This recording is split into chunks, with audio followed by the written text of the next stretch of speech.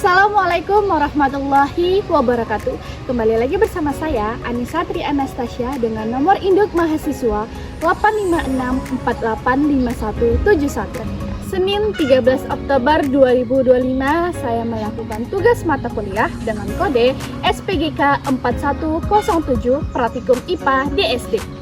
Baik, kali ini saya melakukan tugas praktikum IPA modul 1 makhluk hidup dengan judul yang berbeda, yaitu pertumbuhan, perkembangan, dan perkembangbiakan makhluk hidup pada tumbuhan dan hewan. Mau tahu penjelasannya? Kita lihat video berikut. Praktikum pertama yang kita lakukan adalah pertumbuhan dan perkembangan pada kacang hijau.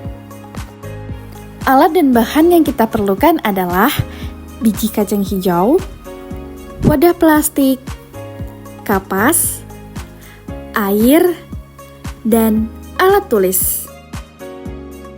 Pertama-tama, masukkan kapas ke dalam wadah plastik.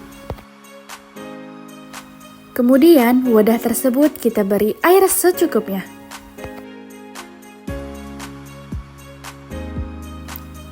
Selanjutnya, kita masukkan biji kacang hijau ke dalam wadah yang sudah diisi kapas tersebut.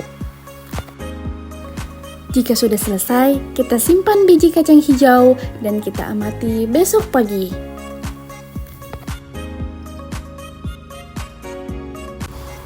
Pada hari pertama, biji kacang hijau bertumbuh 0,5 cm.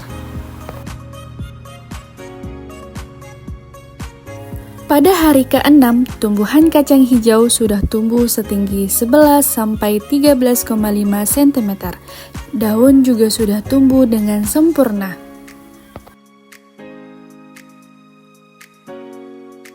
Praktikum selanjutnya yaitu pertumbuhan dan perkembangan pada lalat buah.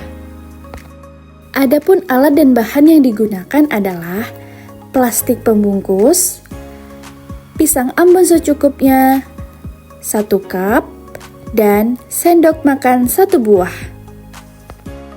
Pertama-tama kita potong buah pisang dan masukkan ke dalam wadah sambil menunggu lalat buah menghampirinya. Sudah terlihat ada beberapa lalat yang masuk, kemudian kita masukkan tisu dan kita tutup menggunakan plastik transparan. Dan tidak lupa kita bolong-bolongi plastik transparan agar ventilasi udara masuk ke dalam. Kemudian kita diamkan beberapa hari agar kita lihat perkembangan lalat tersebut. Sekarang lalat buah sudah tumbuh dan berkembang biak di dalam wadah yang ada pisangnya. Dan yang terakhir, praktikum perkembangbiakan tumbuhan pada struktur bunga kembang sepatu.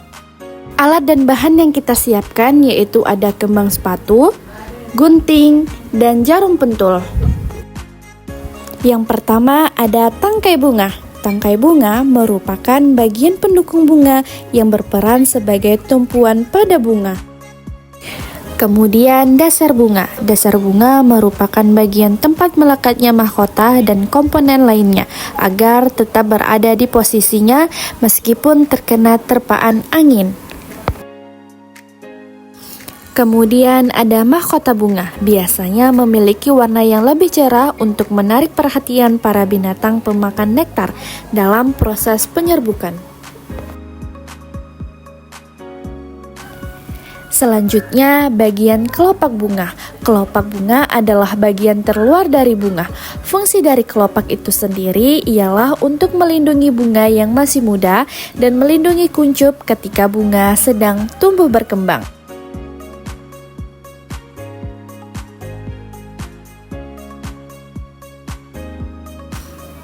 Kemudian ada benang sari atau alat kelamin jantan. Fungsi benang sari adalah untuk penyerbukan pada benang sari yang melekat pada tangkai sari, dan bagian atas benang sari adalah kepala sari.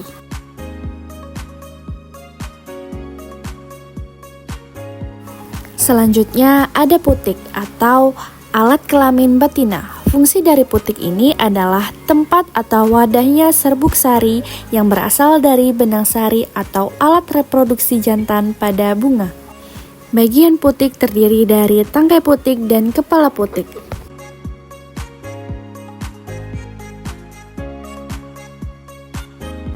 Dan yang terakhir adalah bakal bijik yang memiliki fungsi sebagai tempat bertemunya sel-sel telur untuk dibuahi serbuk sari. Bakal bijik juga berperan sebagai pelindung sel telur, memastikan proses penyerbukan berjalan dengan lancar.